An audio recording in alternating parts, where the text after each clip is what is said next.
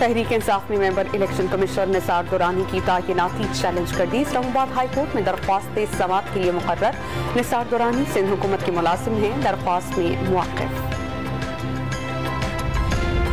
खैबर पख्तूनख्वा में इंतखाबी मुहिम, सरकारी मशीनरी के इस्तेमाल और ज़ाब्ता अखलाक की खिलाफ वर्जियाँ।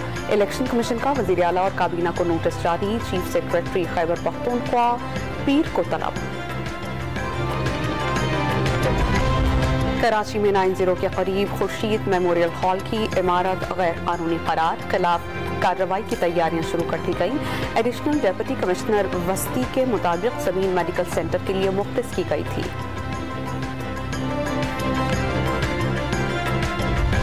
अक्टूबर में बिजली के बिल्स कम होंगे, वज़ीर ख़जाना ने नवीद सुना दी। मिफ्ता इस्माइल ने पेट्रोलियम कीमतों का कल तक फैसला किए जाने का इंदिया दे दिया। कमी ज्यादा नहीं होगी, ये भी वाज़ेह किया।